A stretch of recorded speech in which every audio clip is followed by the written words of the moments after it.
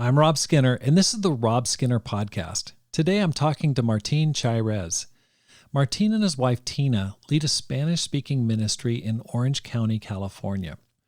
He's got a burning passion for growing and expanding Spanish-speaking ministries. Listen as he talks about how the U.S. has the second largest population of Spanish speakers in the world, and yet has only a handful of full-time ministers. He talks about misconceptions about Spanish ministry, why he doesn't like the term Latino Ministry. He digs into immigration, politics, and helping people without legal status. And he shares his vision for Spanish ministry going forward. All this and more on the Rob Skinner Podcast.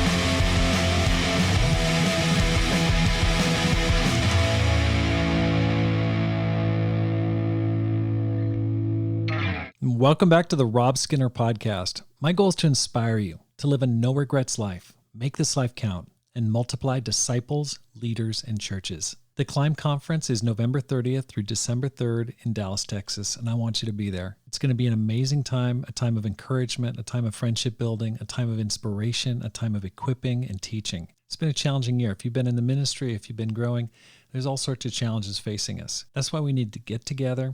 We need to learn from one another. We need to encourage one another. So it's going to be an amazing time. I'd like to ask you to please register today at robskinner.com. That's robskinner.com. If you haven't already, look for the Climb Conference tab and book your flight. I'm looking forward to it, and I want to see you there in a couple months.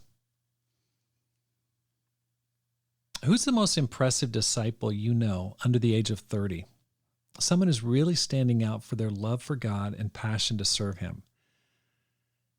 I want to talk to that man or woman. So please email me the name of the man or woman under 30 you think I should interview next on the Rob Skinner Podcast. So please email me at rob@robskinner.com. That's rob@robskinner.com.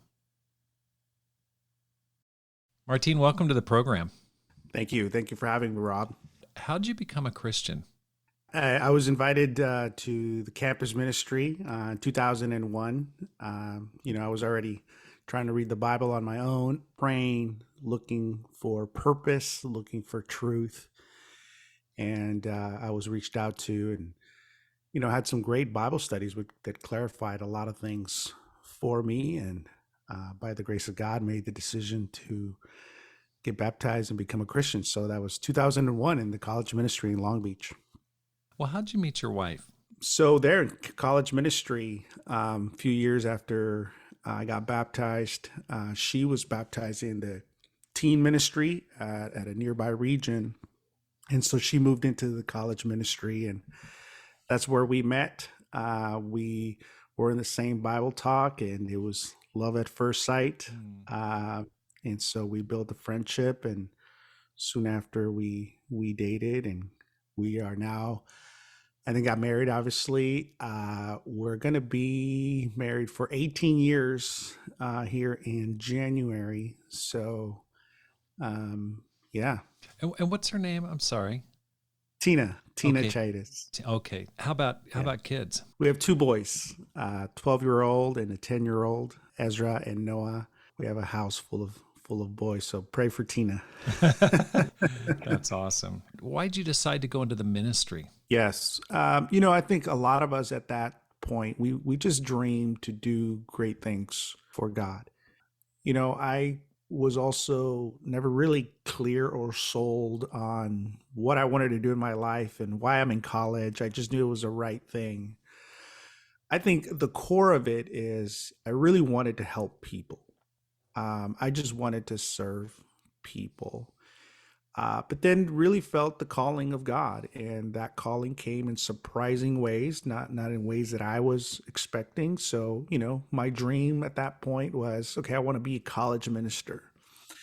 And I was asked to go serve in the teen ministry. And I actually felt really discouraged by that. I kind of felt like, oh, I'm not believed in.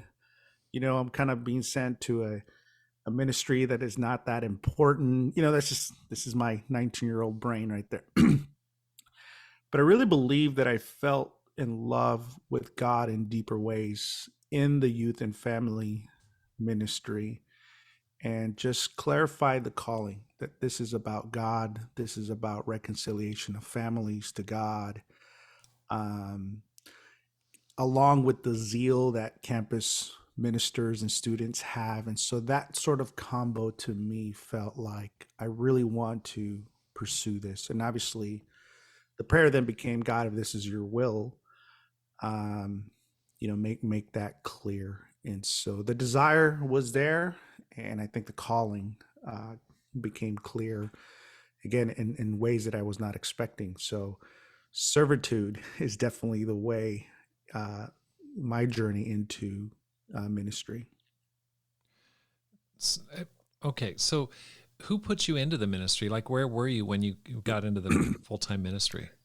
So, yes, I was asked to go to the teen ministry. So I moved out of campus ministry after my second year, and I moved into a Palos Verdes ministry, a small ministry, about 50 to 70 members, led by Kevin and Mary Maines. Oh, nice. And so it was in the Maines household where I just learned so much about family, about God. Um, my mom has done a phenomenal job raising me, but she had the challenge of being a single mom, and so I was never really around complete households, if, in that sense, especially not Christian households. And so that was sort of a lot of healing that took place for me, and Kevin just had a vision for me. Um, and really believed in me. And by that time, Tina was not my girlfriend yet. We were close to it, and she was already a campus intern. And so that was sort of the vision. Let's create a space for a youth minister, and Martin and Tina can become that, and that came through a few months after. So, okay, let's talk a little bit about Spanish ministry. Yeah. You were leading traditional ministry. What ministry are you leading now? Maybe you can just give me a little bit of a catch up on Sure. from the time you went into the ministry. Where have you been? What have you been doing? Yeah, I was a youth minister. What I thought was going to be a summer, right? Always wanted to come back to campus ministry, became 12 years. Wow. And really fell in love with youth and family ministry. I was part of that generation where we transitioned from teen ministry to youth and family. And so there was a lot of adaptive changes that were taking place that I thought were really, really healthy. And then around 2013, I was invited to a conference to speak to college students to encourage them to go to Spanish ministry. And at the time, I just felt like, I don't know if I can do that because I myself don't want to be part of a Spanish ministry. Now, at this time, it wasn't called Spanish ministry. It was actually called Latin ministry. And I always felt uneasy about that term as far as the identity of a ministry, to identify a whole ministry by ethnicity or race. I just felt like it seems a little out of place. No other ministry is sort of identified by ethnicity or race. And I really love the diversity of the church. And so, my wife's African American. We're just feeling like, I don't know if I want to do that. So I was uneasy about giving a speech there about, hey, when you graduate, consider Latin ministry, when I myself didn't want to go.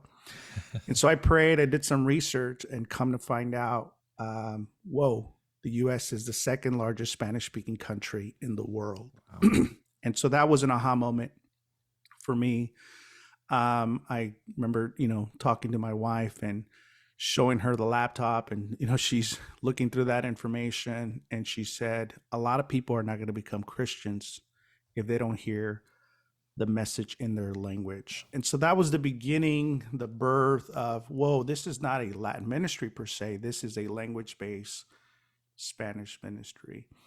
And so, had that conference go through, and then an opportunity opened up to lead a Spanish ministry in the west side of LA. So we did that for 4 years, and took a self-made sabbatical, you could say.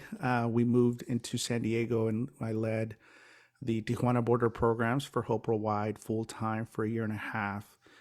And as the pandemic hit, our funding, went out the door, but the program was doing really well. And Orange County Church of Christ called and, kind of set me up to be able to do both Hope and Spanish ministry here in the region.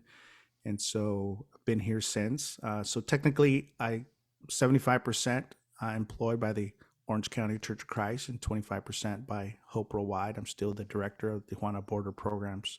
But my local ministry is the Orange County Spanish Ministry. So that's a, maybe 10-year journey of seeing the need for language-based ministry in the U.S. And, I'm really excited to get into that. So you graduated in 2001, or you became a Christian in 2001, graduated Long Beach State, 2003 or so? Yeah, no, well, that's a whole other journey. So I graduated from Cal State Dominguez Hills. I think I completed my bachelor's in 2009. So I, kind of took a break and kind of took that journey. And then I got my master's at Rochester University for master's in religious education. In 2019, I graduated with that. And so those are kind of the educational backgrounds there. Okay, so it took you a while to get your bachelor's. You became a Christian. It took you a while, but you were doing youth and family for most of the 2000s. And then, correct. Then in 2012 or so, you switched over to more of a Spanish-speaking ministry in LA. And then you went down to right before the pandemic and helped out on the border. And now you're in Orange County. Okay, great. That helps me kind of have a feel for where you've been. It's a large area. I mean, Southern California, massive, massive area. It's not just LA. I mean, it's just a huge, huge area. Talk a little bit about the state of the Spanish ministry in the United States. Where are we at? What are we looking at? You're talking to people from around the world here. Can you give a picture of where, just the broad picture, where are the strong ministries, who's doing well, where is it concentrated? What's going on? Yeah, no, that's great. I think what I like to say at the beginning of these conversations is, as I mentioned earlier, the U.S. is the second largest Spanish-speaking country in the world. I mean, that just needs to sink in. There are more Spanish speakers here in the U.S. than in all Central America put together. There are more Spanish speakers in the U.S. than Spain, than Colombia, than Argentina. So Mexico is number one. The U.S. is number two. There are some predictions that by 2050, the U.S. may surpass Mexico and have more Spanish speakers here. And you asked, well, why is that? One of the reasons is the geographical closeness, obviously, to the Spanish-speaking countries. Two, there are younger generations or newer generations that are not ashamed to keep the language. Our cultures here are a lot different. And so bilingual people are welcome and needed. A lot of people are keeping the language because they know that in their career, it's gonna be a really benefit.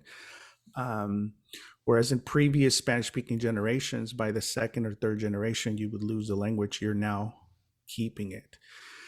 So the U.S. Is number one with 53 million Spanish speakers. Those are native speakers and bilingual speakers. And so that makes it the number two Spanish-speaking country in the world. Okay, so what does that mean? Well, every institution and every industry has now adapted to this permanent language-based market. And so businesses, sports, health, law, I mean, you name it, industry, an institution has a space, a market, a program, resources in Spanish. Well, why is that? It's obvious to these institutions and industries that people want to have the entertainment, um, consume content, get information in their native language or in their second language. So that has brought about, kind of a vision of, wait a minute, if this is what industries and institutions are doing, what about the church? And so back in 2013, when kind of had that aha moment, we realized that in our fellowship of churches at that time, we only had 9 ministers devoted to Spanish ministry in the entire country. Currently, now 2023, a decade later, we still only have 9 ministers devoted to Spanish ministry in our fellowship of churches. Actually, only 3 churches in our fellowship of churches have Spanish speaking ministers. So there's a lot of churches that have Spanish ministries, and that's great, but only 3 churches have ministers. Now, when you look at the strengths and values of our fellowship, we value the minister, we value the ministry couple. That has been our intentional investment of training in people. And so the LA church, half of the regions have a minister that is full-time. Boston, Miami, and New York, actually, so 4 churches, sorry.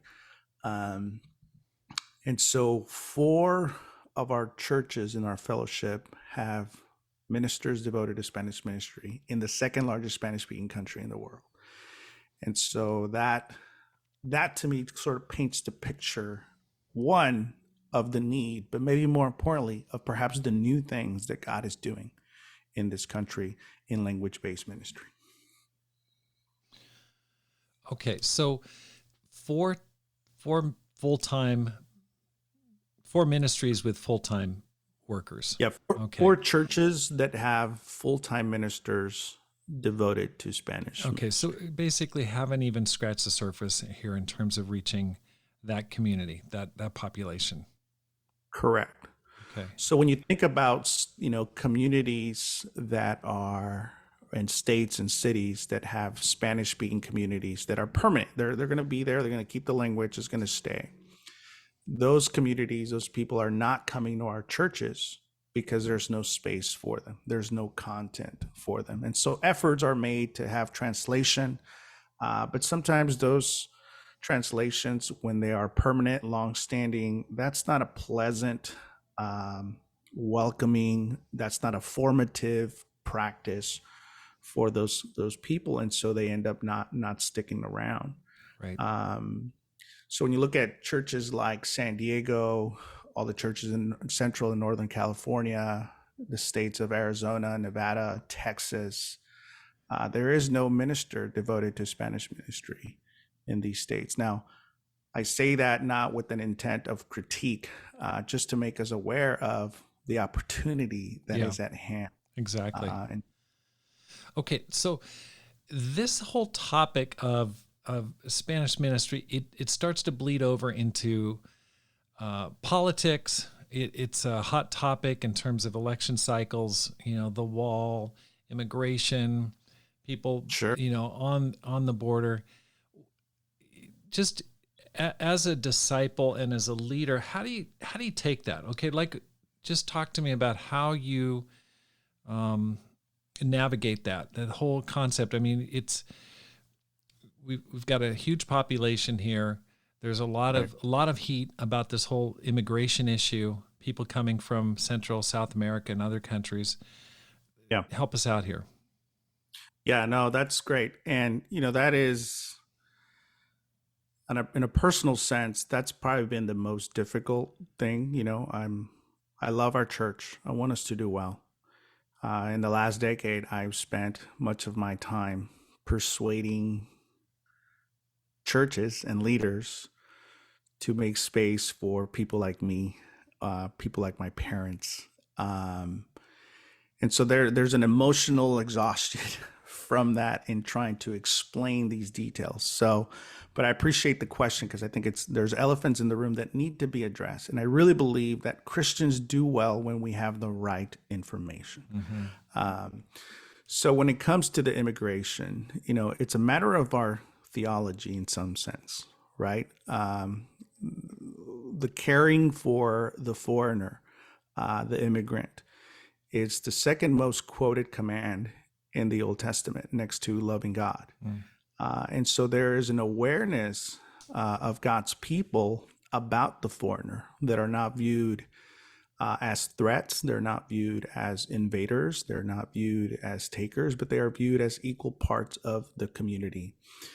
There's a whole festival that is commanded by God to God's people, Sukkot, where they have to actually live in tents for 7 days to remember that they too were foreigners. And so God's people are always aware and conscious of the immigration journey. The restoration plan for the world begins with God calling Abraham to do what? To leave his country and go to another place.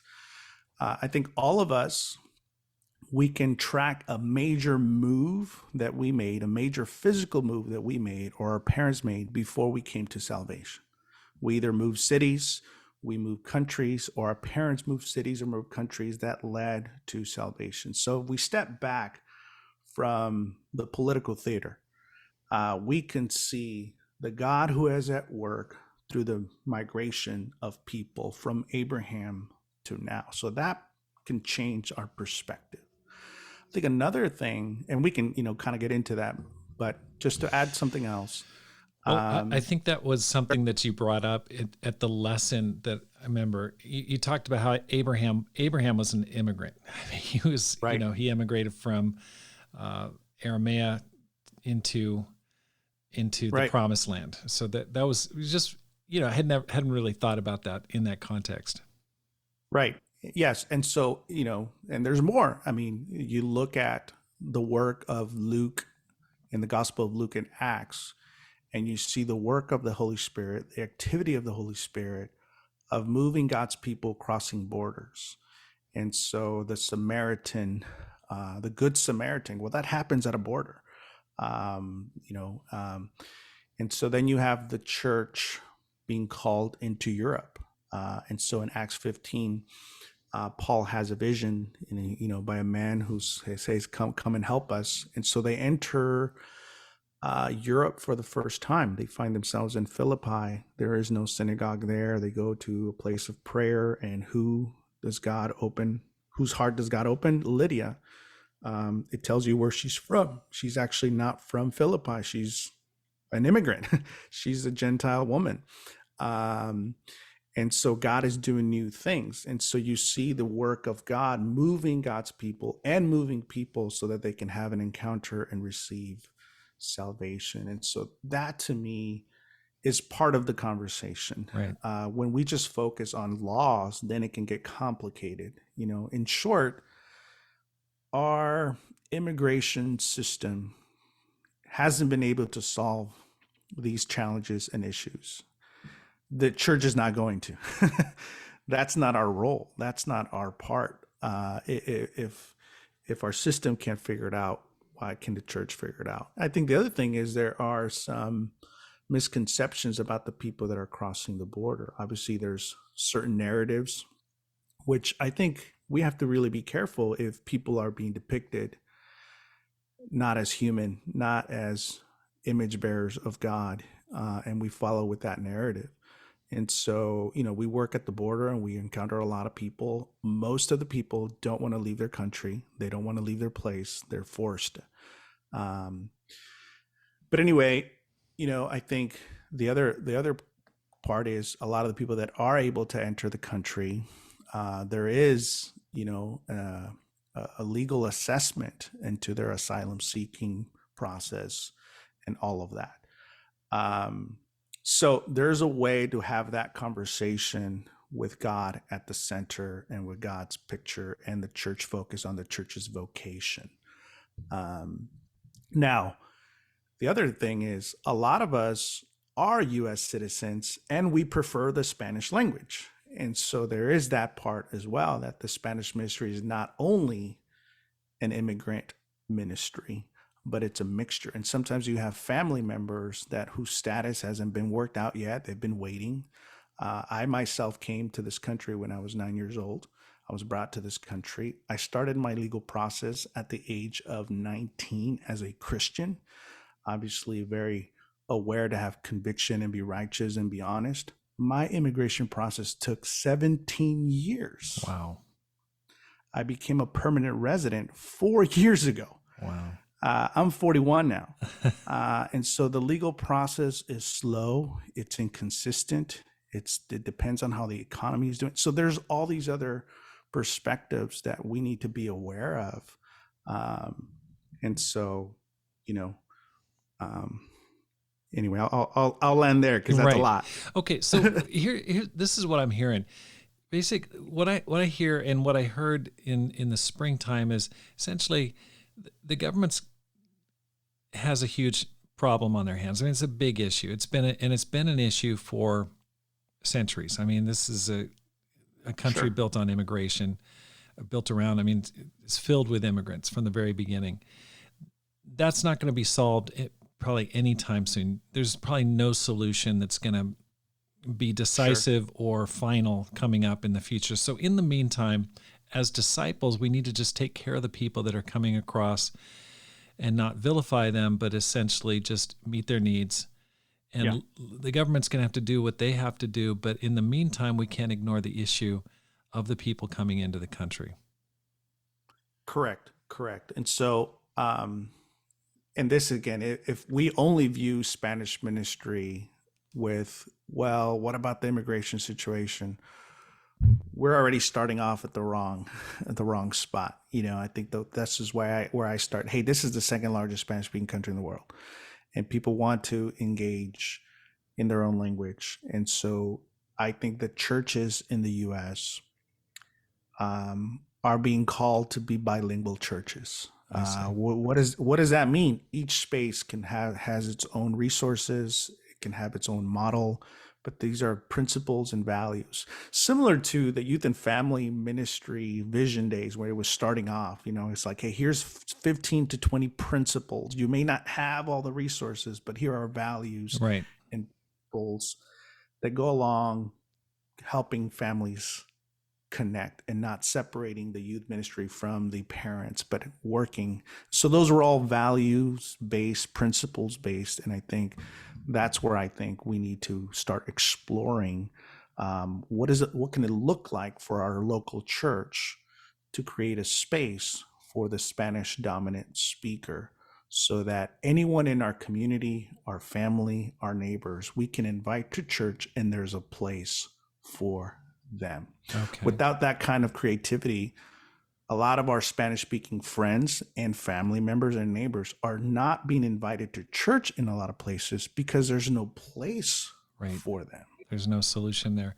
So what are, like, when you look out on the churches in our family churches, what are some common misconceptions you see about Spanish ministry? Like what's holding it back? What are the bottlenecks?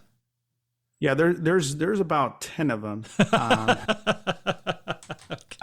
One of them you already mentioned, right? Kind of hey, what about their legal status? Which, again, I think that's a whole ongoing conversation, but I think we covered some of those theological dynamics.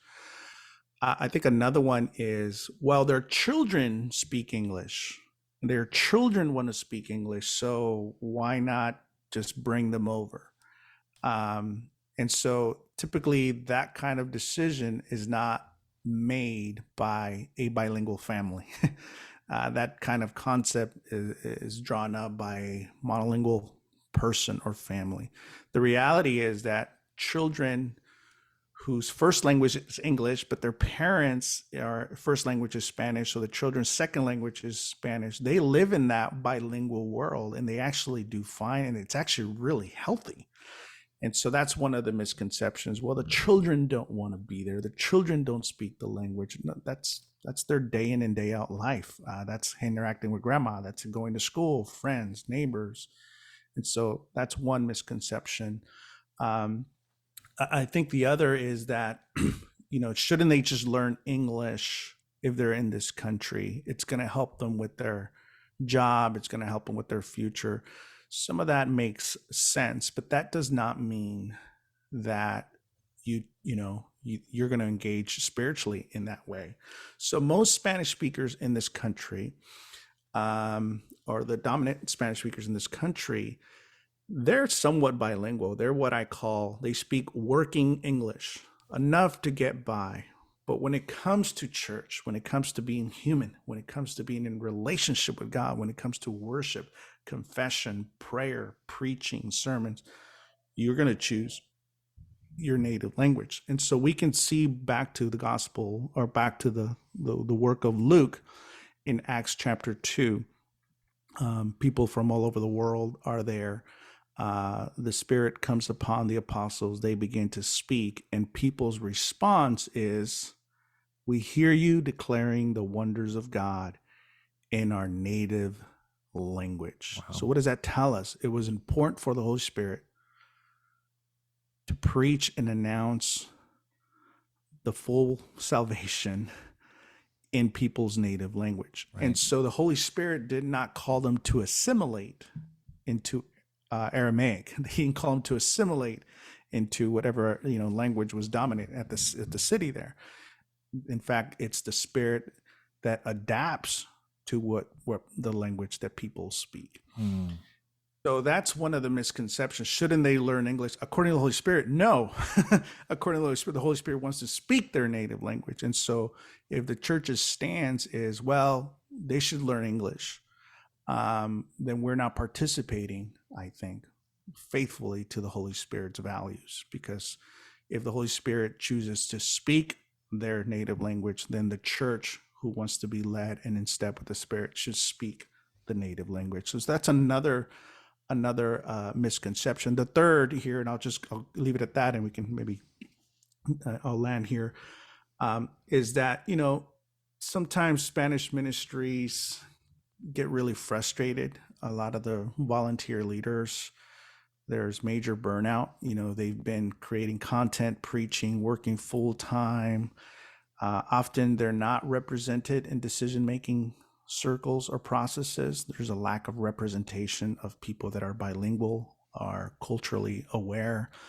And so a lot of times decisions are made without the cultural sensitivity, inclusion of Spanish ministries. And so there's a lot of frustration. And so a lot of those volunteer leaders at times, can have difficult conversations with their leader. And those conversations at times have gone out of hand.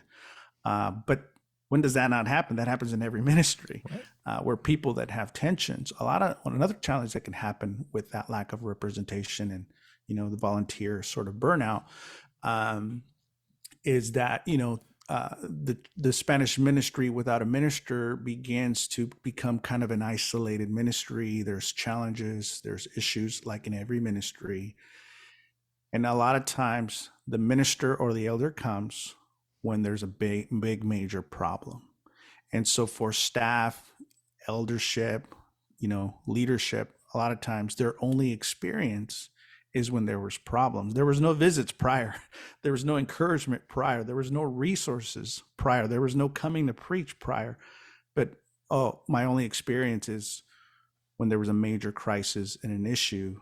And then that narrative becomes, Spanish ministries can be very problematic. We had a big problem with ours. So I think Spanish ministry is one of the only ministries that has a stigma to be a problematic ministry, when the reality, tell me which ministry doesn't have problems. Right. But no ministry is labeled, like the campus ministry, if it has challenges, it's not labeled like it's a problematic ministry. The singles, you name it. But a lot of times the Spanish ministry is labeled in that way. And I don't think that's fair, and that's not right. And so it doesn't have vision, because now there's sort of caution and fear or concern. And so when that's your motivation, you're you're not going to build vision into it. And so Spanish ministries need the opposite. They need the vision, the presence, the shepherding, the encouragement of the evangelist, the eldership. They need to be included in decision-making process, be viewed immediately and intentionally as an equal part of the church, not as a side ministry. So those are some of the bottlenecks and challenges that I think we need to kind of reframe Spanish.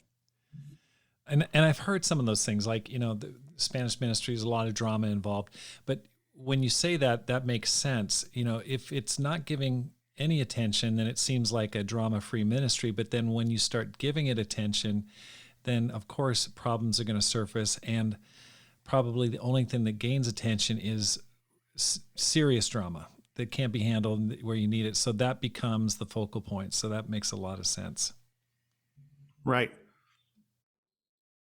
When you spoke at the Pacific Southwest Conference, it was powerful. I mean, there was a lot of passion. There was a lot of emotion, and I could sense there was a lot going on underneath the surface. There was an intensity there. Can you talk a little bit about that? Where's that come from? It's urgency. Our friends, our neighbors, our relatives are not hearing the message of God in their native language. This is a salvation matter. And so I think that's part of where that passion comes from. It's about God. It's about salvation. It's about what God is doing. The U.S. being the second largest Spanish-speaking country is not a problem. That is a work of God. And God is doing things that the church needs to adapt to. And I think a lot of times we want God to adapt to what the church wants.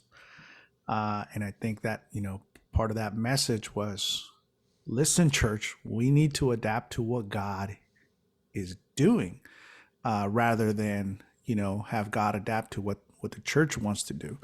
And so, yes, the purpose is we need Spanish ministries in the U.S., but it's also something bigger about our lack at times of awareness of what God is doing.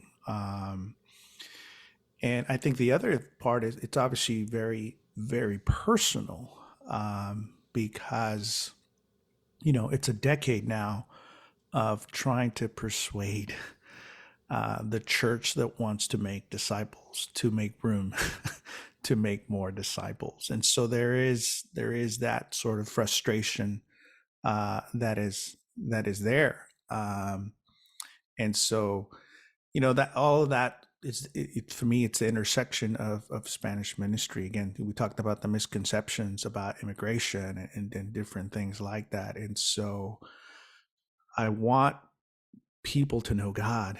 I want the church to be faithful to what God is doing. I want us to be relevant. I want there to be space for every person in our community. And so that's a lot of where that passion and urgency comes from. And here's the other thing. I think a lot of the resources that we need are already in the church. And so when you look at our campus ministries, more than half of those campus students, the entire country, they're bilingual.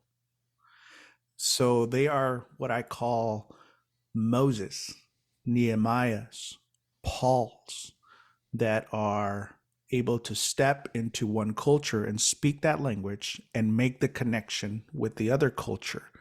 And so Moses was able to step into the courts of Pharaoh and into, the barrios of the Hebrew people, and so was able to make those connections. Nehemiah was able to go from one court, to the repairing of the wall. And so Paul, the same. He knew when he was a Pharisee of Pharisees, and he knew when he was a Roman citizen. And so, there's that embracing who you are, and that you can be a bridge to serve God, to serve people, and to strengthen and encourage the church. And so that passion also comes from don't we see that the resources that we need are already here?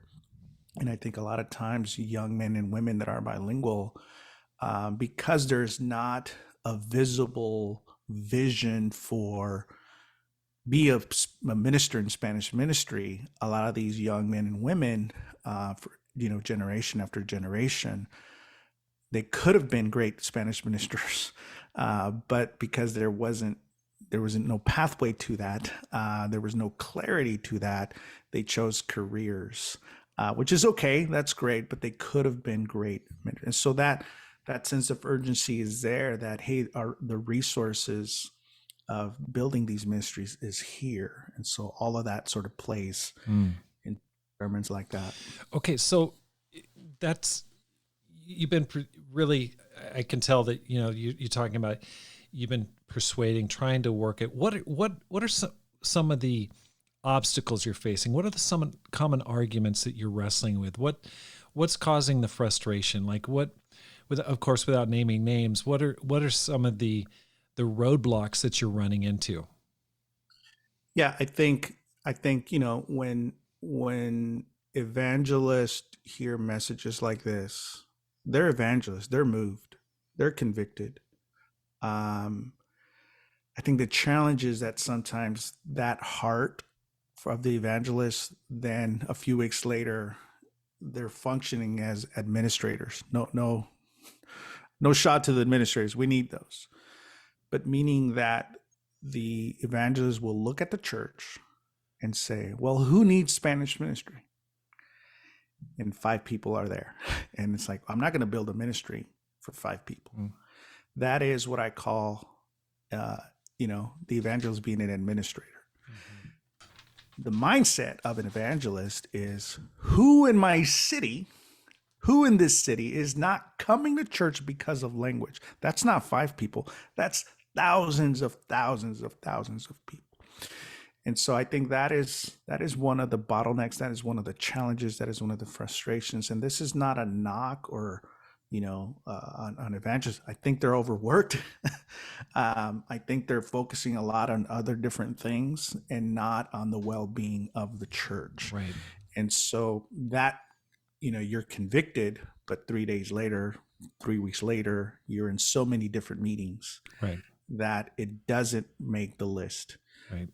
And then I think another challenge is that in decision-making circles, in the decision makers, a lot of those groups and processes lack representation of people like me. And so if there is no Moses-like, Nehemiah-like, Paul-like that can speak to both cultures and language and inform, then you're going to be overlooked. Decisions are going to be made that don't include the well-being of the health and the present, the future of Spanish ministries. And I think a few, not a lot, but there's a few that the immigration conversation is too overwhelming.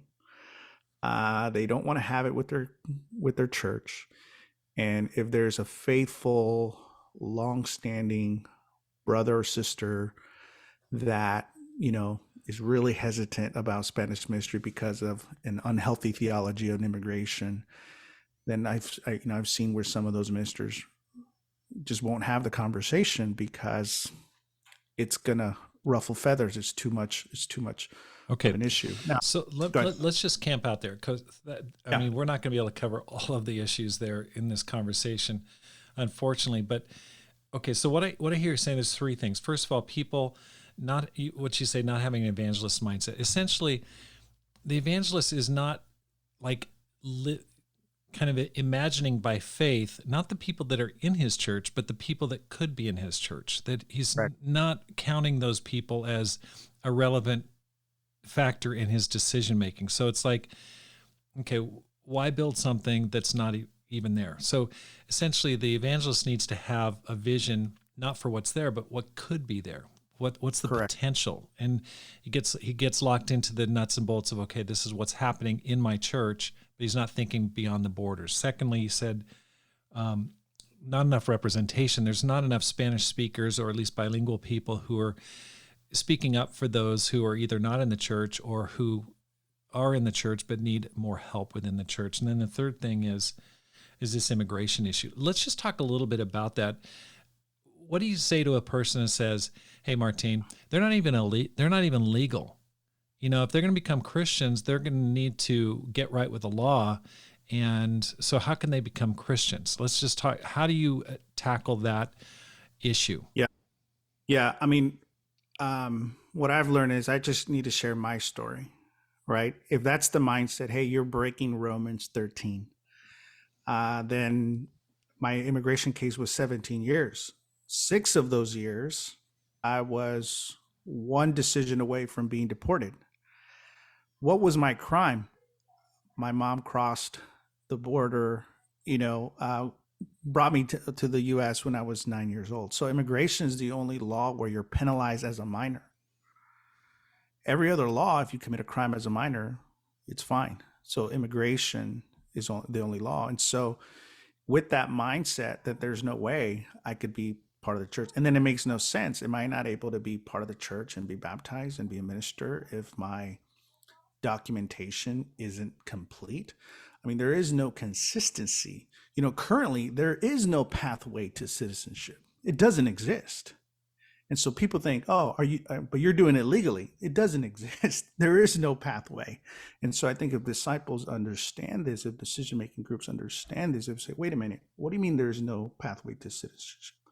I mean, you can marry a U.S. citizen, but even there, you're able to become a resident and a citizen only if you overstayed your visa. But if you came as a child, that doesn't qualify. And so my wife is a U.S. citizen. She wasn't able to petition me because I came as a minor. Now, I could have lied, but I'm a disciple. I'm being honest and risking our entire future. And then to have conversations with disciples that are like, well, it's so hurtful because I'm like, I'm actually being righteous. I'm actually doing this. And so, no disciple is hiding them not being documented. It is a struggle. It is a tension. There is pain of separation that a lot of them, their children are here. They're not being deported because there is a small space of mercy within this system that it's like, well, you don't seem like you're causing any problems. You shouldn't be deported, but there's also no pathway for citizenship. So what the law says, in fact, this is what a judge said to me in one of my court hearings is, son, we just simply don't know what to do with people like you. I had letters from the church. I'm sitting in court. My son is now 1 year old. We don't know what's going to happen. And there was no pathway for me to become a citizen, even though I've been married by then for 8 years. But there's also no reason to deport me. So what does the system do? We don't know what to do with you. Now, the solution is simple. Let's create a pathway for citizenship for people that are, great citizens. You're going to be thoroughly processed, so there's no crime, all that. But what's the issue? Well, this is where we get into the political theater. What does it mean if you give citizenship to thousands and thousands and thousands of people like me? Well, now there's voting power, this is an empire system of scarcity mentality, but the kingdom of God is a space of abundance and of welcome, and so our values are different. So I share my story rather than try to persuade politics. Here's what I went through, and here's how I process it with God, and here's what my brothers and sisters and relatives are going through. And so, there's an educational piece there of no human being is illegal. There's documented and undocumented. There is no pathway to citizenship. So there's an educational process. And again, I think if disciples that are kind of hardline in, no, this is wrong, if they were just to study the narratives in scripture, the history of the immigration laws, and hear stories, their hearts would change. And I think they would be way better Christians for it, because now they're empathetic and aware of what God is doing all around them. Mm. So I share my story. That's awesome. Thank you. It's certainly a sensitive issue. It is. When you talk about the decision makers not being representative, I sent one of my Spanish speaking leaders, Angel Armenta, to the conference that you were part of or helped organize. Can you talk a little bit about that, why you had it, what you guys talked about, and what you came away with? Well, first of all, I appreciate, your support. I mean, that means so much. We had, him and others were sent there by their ministry leader, expenses paid. And that's just a sign of we value, we see you. We don't have all the resources to have a minister, but we're on our way. And so I do want to, take this time to thank you for that and your awareness, your response, even to that sermon, our conversations, and, the Spanish ministry there in Tucson. So I appreciate that. So the conference, one of the major points that we talked about is, again, this vision. God is doing something. Let's all make sure we're on the same page. And then, this is a space also for self-critique for the Spanish ministries. One of our challenge has been that quite a handful of people, in my opinion, have been stubbornly holding on to the term Latino ministry. So that was one of the things we talked about. Hey, we got to let that terminology go. I think it's harmful when you identify a ministry by ethnicity and race. And here's what I mean. If I'm a Spanish speaker in your church and I go to you and I say, hey, we need a Latino ministry. You're like, wait a minute, what? There's a lot of Latinos in my church that are not Spanish speakers. What do you mean Latino? Are we going to have an African-American church? Are we going to have an Asian-American church? God is calling us to diversity. God is calling us. And so that terminology becomes harmful. Now, I think we've turned the corner there. And so we addressed that and said, hey, we're no longer identified as Latino ministries, but we're identified as Spanish speaking ministries, language-based, because we also have a lot of people coming into our ministries that are not Latino. And so it becomes really, really healthy. So we talked about that. We talked about also how can we have an ongoing connection. And so we created what we called Mesa Abierta, open table, where every 2 months we get together on a Zoom call and just keep the relationships going, exchange resources, get some time to prayer, just the fellowship going. And so I think one of our visions is that we become an identity in our, we have an identity in our fellowship of churches in the U.S., just like we have the youth and family identity, just like we have the campus ministry identity. We want to have a Spanish ministry identity. And so those were some of the conversations and themes. And the fellowship was just rich. I mean, so many people were just crying because, they're grinding it day in, day out at a small church, just as volunteers. And so to see other people that are going through the same things, to see that, wow, there are ministers for Spanish ministry. There is a vision. It was a lot of tears. It was a very healing and inspiring time. I saw pictures, and Angel and Gabby came back and they were so fired up and encouraged. We've been really excited in Tucson. Right prior to that, the Pacific Southwest conference, we'd started having Angels speaking probably every other Sunday. We have another brother named Jose Luis Palacios, and he's been supporting the Armentas, he and his wife, Rosario. But it's been great, and now we're starting to have a separate. We have communion together, and then they break off, and Angel or Jose will preach a sermon on Sunday, and then even having guest speakers coming in. A person named, I think his name is Oswaldo, is going to come down and speak to our ministry. Great. And the Phoenix disciples who speak Spanish are going to come down and did that, I think, a couple months ago with a brother from Tijuana. But let's just talk a little bit about What's your vision for Spanish ministry? Let's just say you became the king of the world, and all of a sudden, everyone just does exactly what Martin says about Spanish ministry in our churches. Like, what's your vision for? What would you like to see happen? I think that for, congregations that are over 300 members, that they hire a minister for Spanish ministry. I think you got to have the church leader, you got to have the campus leader, and you got to have a Spanish ministry leader. That's just the context that we're in, and it's here to stay. I think for smaller churches with a smaller budget, to be intentional to treat this ministry just as you would treat the campus ministry. And so a church leader of a church of under 100 or so, 120 or, all that, is involved in many ministries, right? They lead the church, but you're trying to build up the campus. You're trying to, get the singles going and things like that. For the Spanish ministry to be treated in that way and not just left alone, but that the church leader embraces the responsibility of the well-being, the development, and the formation of this language-based ministry.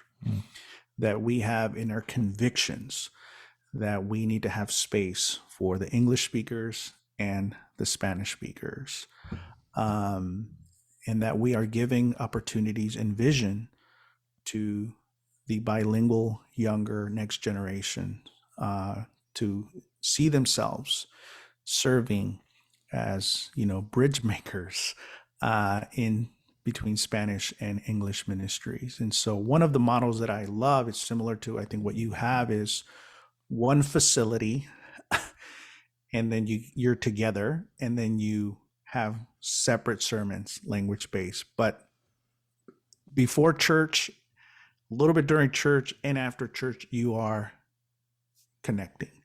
And I think that model is healthy. That model is important because then you can invite anyone from your neighborhood because the church has space for them. And so if a church has a vision of one church, two languages, and we have a clear model that honors that vision, we have intentional investment for that vision and that model, then you have from the grandkid to the grandma in one church growing in Christ. And so it's that simple. It's that simple of this is the vision. And so you can summarize it to that: one church, two languages, and the church leader, the church eldership, the decision-making groups to be committed, invested, and intentional of giving this ministry what it needs, what it deserves. Right. That's great. Okay, so let's talk about that. I love that idea. One church, two languages. How do you keep ministries unified? This is something I've heard over the years. It's hard to stay unified with two different ministries going on. What's your answer to that? Yeah, I think, and there's a couple of cases there that, I've looked into. And the challenge again is when the leader of the Spanish ministry is just sort of left alone. And so the church leader doesn't see it himself. They don't see themselves as overseers in the day in, day out of that ministry. So that creates a gap. And so I think a lot of the times it's easy to say, well, they kind of just do their own thing. No ministry does their own thing if the minister's involved, to be honest. And so that's one way. How do we keep them together? That again, we have this clear vision. So however we plan out our calendar, however we make decisions, that these parallel groups are being led, being informed, being connected. And I think there's got to be a way, and I think the English ministries need to be giving all of this information that we talked about. I think if the rest of the church hears, second largest Spanish-speaking country in the world, the value of language, of the Holy Spirit, I mean, kind of that that whole sermon that I've been preaching for like 10 years. I think the church, if they get that, they'll embrace that. I think a lot of times we have comments from people from the English ministry to say, well, the Latinos are always over there. I say, okay, let's not use that terminology for this ministry, the Spanish ministry. And so again, educating the entire church so that the burden is not just on the leadership. I've been mentioning them a lot, but that the ownership is on the entire church, that we have true care and ownership for one another. And so this is part of, having a clear identity of the church, one church, two language. And so there's an intentionality to keep that narrative going. Mm-hmm. One thing that I think it's important is to have public bilingual services, maybe 2 or 3 a year, where as a church we say, here we celebrate language. And so, if every time you're together there's just translation, that communicates something. It communicates that one language is superior than the other. But if you intentionally have public bilingual services, the songs, the welcome, the sermon, it's a little bit more work, but we value it, so we're going to invest in that. And so if you have, those, I think they go a long way in forming that unity in that identity. And then eventually, for the Spanish ministry to have people that have responsibilities for like the other ministry, who are your children's ministry coordinators. Here's the Bible Talk Leaders Retreat. I mean, all of that, equal parts invested, connected. I think it's doable. That's a fantastic idea. Okay. I mean, I'm really torn right now because I want to just ask you a million questions about my particular ministry. I'm going to ask you a couple. But one of them, okay, here's the big one that I'm wrestling with. And I think, speaking from a small church leadership, we've got around 100 people in our church. How do you work around the financial challenges? I mean, sure. I love Angel, and he's an amazing guy. And I feel for him because the guy is working his behind off, just on his job 5 days a week. He's raising a great family. He's got a great wife. But he's doing it self-supporting. Now, I've done that before, 8 years in Oregon, self-supporting. It's tough. I mean, it's really hard. And I look at him and I go, man, I know what that's like. I know how tough that is. How do we work towards support? Because when I think about that ministry, I go, that's not where the money's coming from the sure. Spanish ministry. Yeah. Yeah. So, maybe to unpack that here a little bit, it is one of the elephants in the room as well, right? That it has the stigma of not being a financially generous ministry. And I think it's easy to kind of just say that. But again, if you look historically how this ministry has been developed, how it's been included, how it's been trained, well, that's kind of a result of not having the personal touch and involvement of the minister. It's similar to the analogy or the stories of when the minister or elders get involved when something bad happens. Right. And so if it's not included and involved, then people don't feel like they have that they have ownership here, that they're invested, they're not stakeholders. I don't like that word, but that's to give you. And so, but there's a way to make that change when it's genuinely an equal English and Spanish ministry. Now, we need to be realistic, right? In a church of 100 and growing, and it's hard to have a minister right away. But I think, okay, so where does the Spanish ministry minister rank in the value system of that church? And so to be able to name it, to be able to have a clear plan and a vision, it's great. Now, a lot of our groups that are in these smaller churches may not ever get to a place financially where they can have a minister. I think that's okay. Not every ministry is going to have a minister. Now, if you're in a bigger church, congregation, bigger city, that's something else. I'm talking about kind of smaller cities, smaller churches. And so there is a way of, okay, what is the rhythm of life and the health of this ministry and these volunteer leaders? And so there's ways, I guess what I'm saying is to just kind of clarify that long-term plan, an assessment of where we're at, what's realistic, right? Bring those principles and values.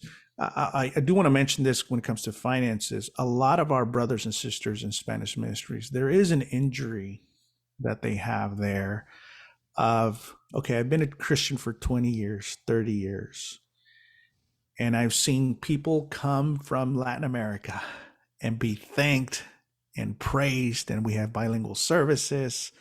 But I've been here 25 years, 36 years, and some people still don't know my name. Or, the minister that was here prior didn't really take care of us, and he gave a bad report on his way out.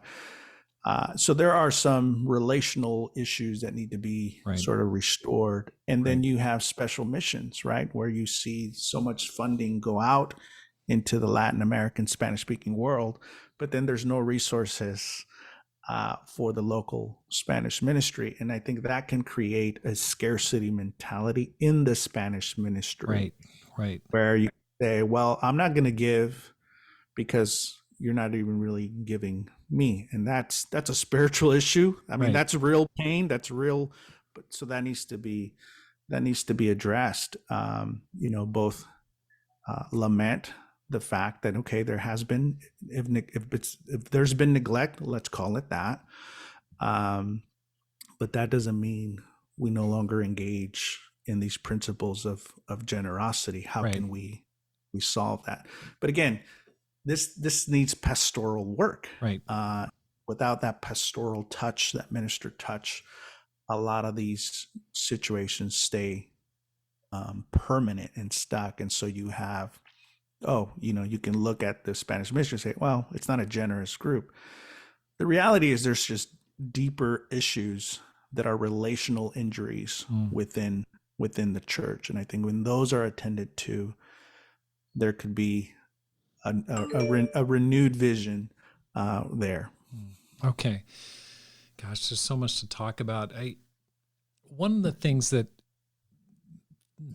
I was talking to Javier Amaya in our last conversation when I interviewed him. He talked about his vision to plant churches, Spanish churches in the United States. And I thought that's a great idea. I mean, like Tucson, I think the demographics are at least 45% are Hispanic. It's probably more. It's probably underreported. And I think Angel is telling me that 20% speak only Spanish in Tucson. I mean, we're close to the border. I think we're like 90 miles from the border. So there's a big population. What are your thoughts about, domestic plantings here? Yeah, that's great. It's, I think one of the challenges is it going to be misunderstood, right? As, well, you're doing your own thing. And I think this is what makes some of the ministers in Spanish ministry a little gun shy, because it just takes one comment where it's hinted that you're kind of doing your own thing, to be like, whoa, I don't want to create that, so I'd rather not take risk or try new things. But I appreciate the vision there that Javier laid out. I think, why not? I think we're at a place where we need to try new things. Right. I agree. And we need to explore and be okay with that. And so, when you look at Central California, for example, man, what a place to plant churches. Right. Spanish. Right.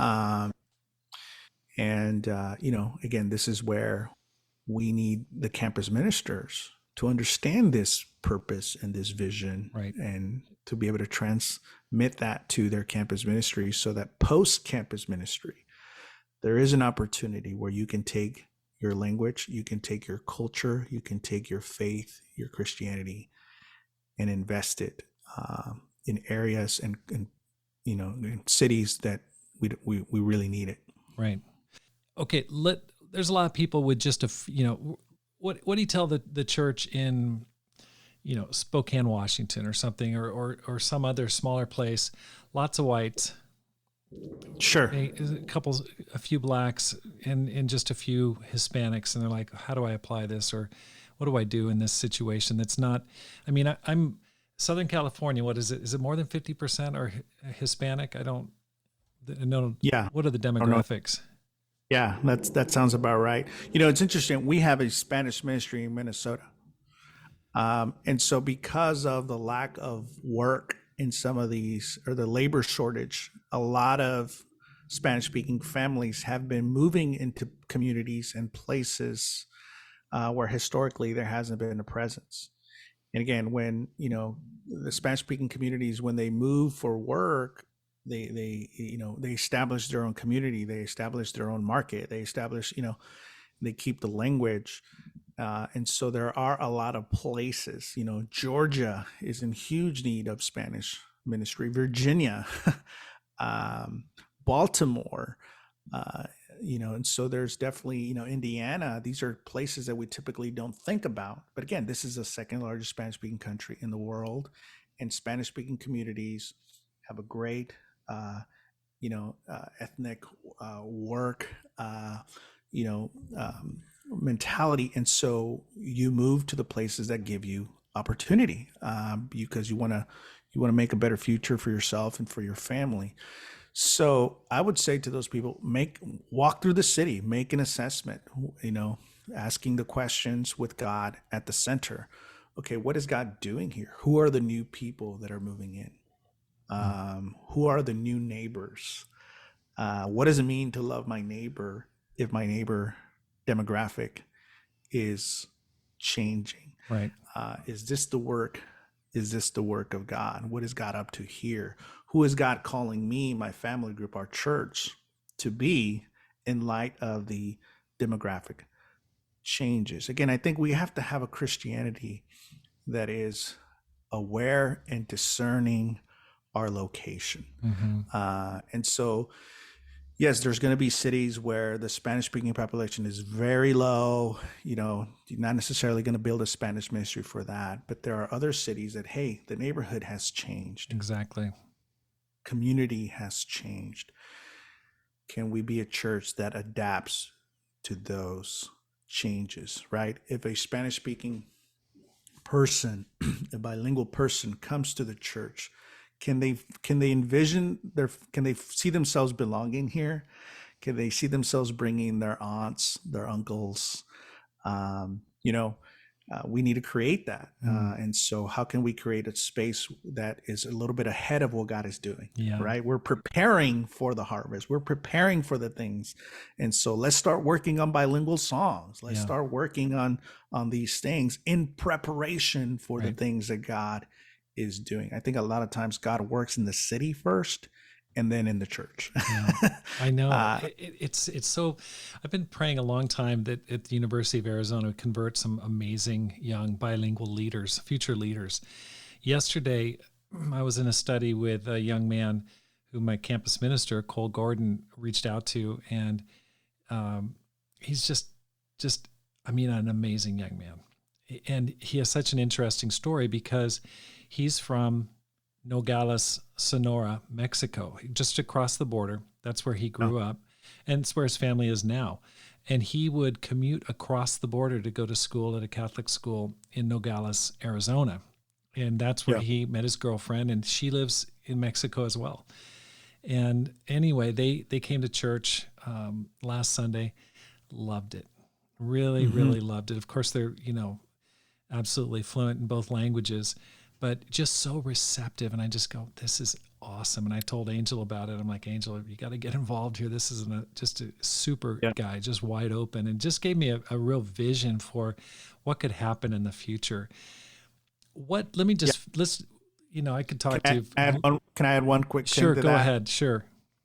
Again, a lot of times, unfortunately, the conversation of Spanish ministry begins with the deficiencies. But I think there's so much richness in these ministries, right? There's so much to learn about God through immigration, journey, all that. But I think one of the things that it's common in Spanish speaking cultures is that it's a faithful community. You grew up with God at the center of the house, usually typically led by grandma. There's such a thing called as abuelita faith. Mm. And so these values of God, of family, of sharing meals, of taking of one another.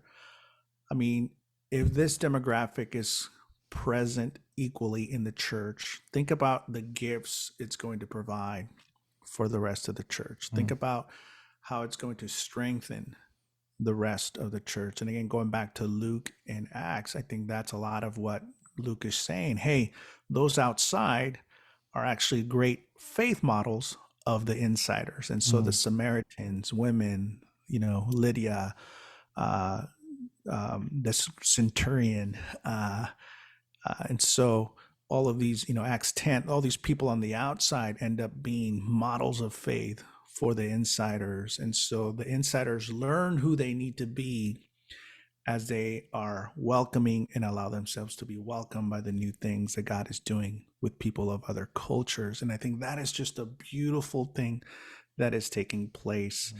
And I think as we create and invest in these spaces, our spiritual formation is going to be a great blessing for the church.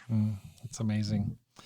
What advice would you give to a person who wants to lead or start a Spanish ministry? I'm going to guess that there's people listening like, man, this is exactly what I want to do. This is, I think I could do it. Maybe haven't had the support or the vision up until now. What would you tell that person?